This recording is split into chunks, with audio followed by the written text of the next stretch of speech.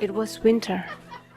The sound of cheerful laughter could be heard even from the hallway of the apartment. Kina was home. So was Danica, a long-term tenant. Sabine normally got along with Felix's roommates, but she looked disturbed that day. It bothered Felix that Sabine kept a long face throughout the day. Even Kina and Danica could feel the sour atmosphere. They chose to retreat to their own rooms, leaving the kitchen to the couple.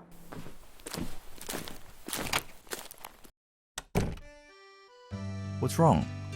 Are you upset about something? Felix tried to ask kindly as not to rub Sabine the wrong way. Sabine stared at her glass and mumbled, I don't like them. Who? Kina and Danica? Felix whispered. Yeah. But you like them. You said so. Sabine's expression remained the same. I changed my mind. I don't like them now. That came out of nowhere. What's behind that change of mind? Felix dragged his chair to get closer to Sabine. They were nosy. They tried to interfere in our problem. It wasn't any of their business, whatever we chose to do. They knew nothing about us. Then why acted like they did? Is it because they told you to take it easy with your check-ins? Sabine glared at Felix, proving him right. She hissed spitefully and added, And I also don't like the way they were looking at you. You are mine. They shouldn't ogle you like you are some kind of prey. I'm sure it's not their intention, Chats. The effort to calm her down backfired. Instead of cooling down, Sabine exploded. She got up abruptly, throwing her chair down loudly. She slammed the table and kicked Felix on his shin.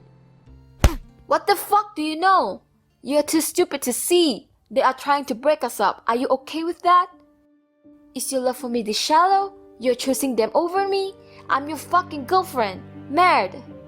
Not only you're a loser, but you also have to suck at being a boyfriend. Is there anything at all that you're good at? Felix was taken aback by the sudden turn of events. Sabine, aren't you being too much? Keep your voice down. We're not the only ones here.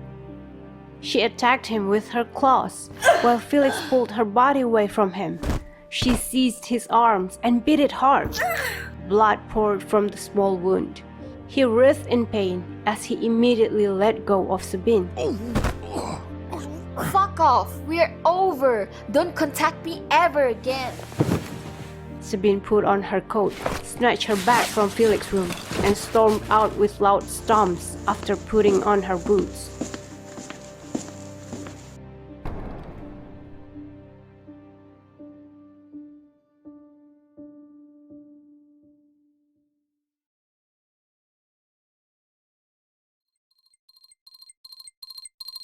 Felix reached out to his phone without bothering to open his eyes. Judging from his extreme drowsiness, it must have been midnight.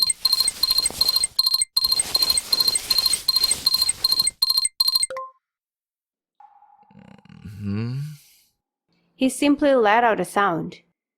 He was hoping that the caller would take a hint that the phone call disturbed his sleep. But that simple wish transformed into a shock. He sprang up with widened eyes when he heard a woman's cry. Sabine was crying. Sabine? Are you crying? What's wrong? Did something happen? Sabine tried to balance her uneven breath. Are you sleeping well? You're mean, Felix. She sobbed. Why didn't you contact me? Why didn't you try to find me? Did you know that I wasn't home since our fight? What if I got into an accident? What if I died today? Don't throw that word so easily. As people who work in the healthcare sector, both of them knew the weight of life and death. No matter how difficult things are, speaking about death lightly was unacceptable for Felix. Where are you? What do you care? She snapped harshly. She was overly emotional, and Felix didn't know what to do with her. Name the location, I'll come and get you. He rushed out after putting on a coat, even though it was winter, and he only wore a thin sweater. He didn't care about the cold. He couldn't even feel it. He checked the time while running. It was 90 minutes past midnight. The train had stopped. Felix had to run against the wind. It was freezing, but he felt numb. He ran and ran. Each step was heavy. The only thing in his mind was the face of the distraught Sabine. His chest was drumming madly. He couldn't feel his legs. He felt as if his heart froze due to the immense amount of winter oxygen that he inhaled. Felix finally stopped at an alley near the subway station. A familiar figure was crouching beside the back door of a nightclub. He hugged her. Sabine! Are you okay? What are you doing here? Let's go home. Sabine wailed. Why, Felix? Why are you like this? Don't you love me? Am I not good enough for you? Am I not important to you? Why did you neglect me? The smell of alcohol escaped her small mouth. She was drunk. Felix inspected the back door and figured that Sabine must have gone out of the nightclub. Ease, you reek of alcohol. How many did you drink? Sheesh, Sabine, why did you even drink by yourself? She grabbed Felix's coat and buried her face on his chest. I'm scared, Felix. Will you leave me too, like everybody else? If you do that, I'll die. I love you. Please, love me forever. Felix took her home and spent the night there. While Sabine was sleeping, Felix cleaned her apartment. It was evident that she had neglected the house for a long time. The air smelled awful and damp as the result of dirty clothes and dishes. Empty beer bottles were scattered all over the room.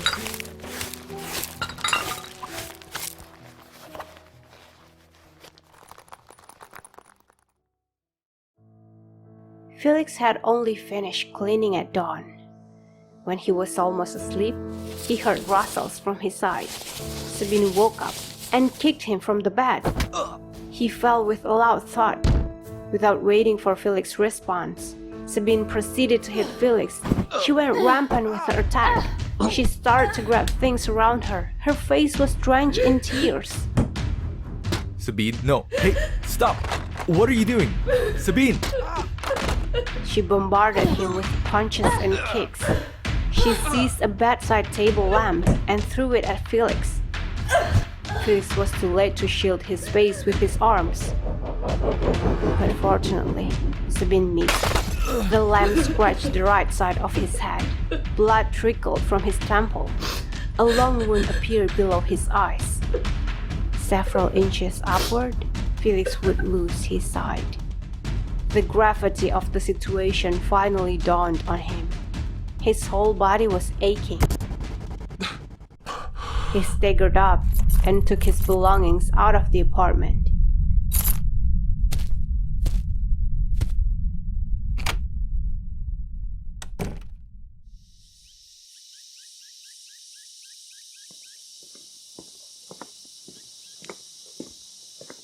It was a familiar road that Felix had taken for 2 years. Sometimes he walked alone, sometimes with Sabine. They would walk hand in hand. It was a happy time of the past.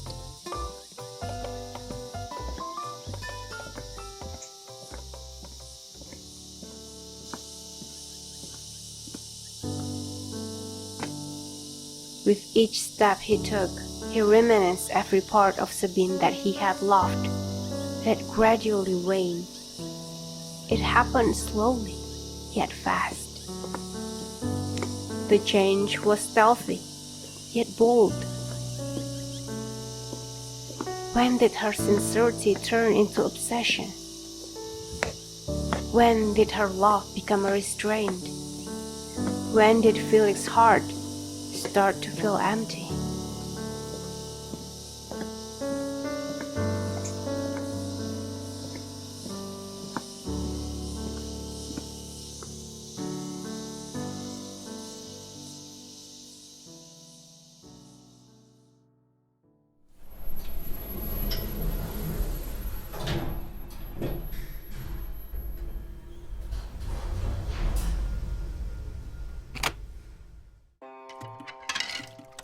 Kina's jaws almost fell to the floor when she saw Felix enter the apartment covered in blood. She stopped washing the dishes halfway and tended to Felix. Oh my god! Felix! What happened? Instead of answering, he blankly walked toward his room, but Kina held him and made him sit in the kitchen chair. Where's the medical kit? Hey Felix, you're a doctor. You must have one. Where is it? Felix didn't open his mouth. In the end, Kina permitted herself to his room and scanned the room. Fortunately, the medical kit was placed in an open place on the shelf and started pouring alcohol into a cotton ball. She tapped lightly on Felix's wounds. He flinched. I'm sorry. Does it hurt a lot? Felix maintained his silence. Even after Kina was finished mending his wounds, he still didn't say anything. Kina figured he might need time for himself, so she continued with dishwashing and boiled a cup of warm tea for him. Let me know if you need someone to talk to. You just need to knock. Before Kina left the kitchen, Felix made a sound. How do you know when love is faded? How do you know when to let go? Kina stood still. She processed the question seriously while cooking up the best answer. However, issues of the heart were never simple. Any word she used wouldn't be perfect for his situation. She was also only his roommate. She had very limited right to pry into his private life. She took a deep breath and said,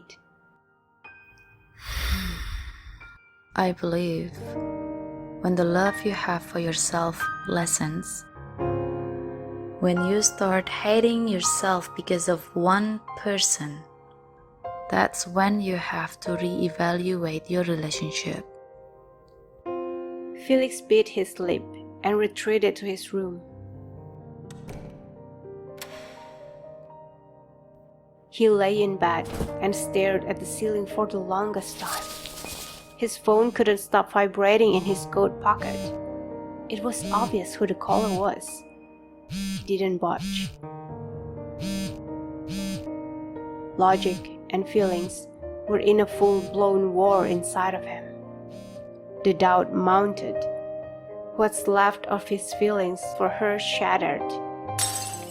He had to let go of the good memory in order to let go of her. You are truly a good cook, Felix. But I hope I can cook for you from now on. We should take care of each other. Witnessing the destruction of their love hit him real hard. I love you. Finally, Felix reached out to his phone. He played the numerous voice messages that she left. I'm sorry. I was surprised to see you. You see, I was still angry that you neglected me. That's why I lashed out without thinking. Now, call me.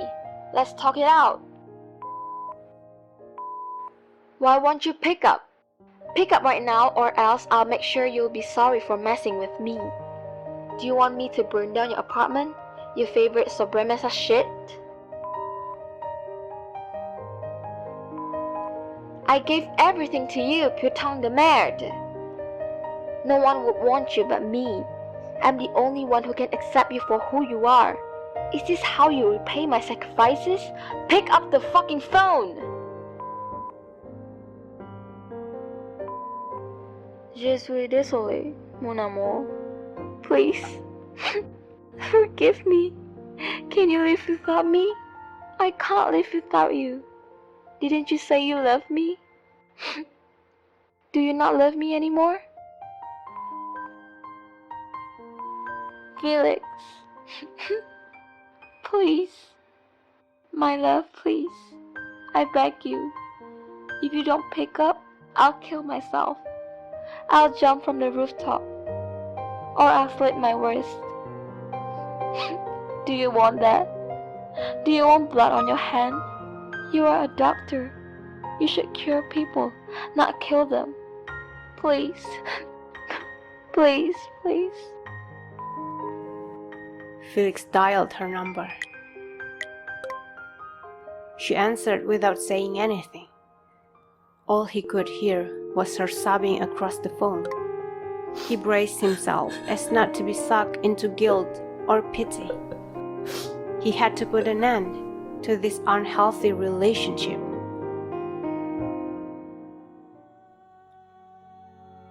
Schatz, I'm sorry. I'm sorry that I have to say this by phone. I'm a coward, I know. Please understand. I won't be able to say this to your face. I would end up giving this relationship another try. But we know that this can't go on any longer.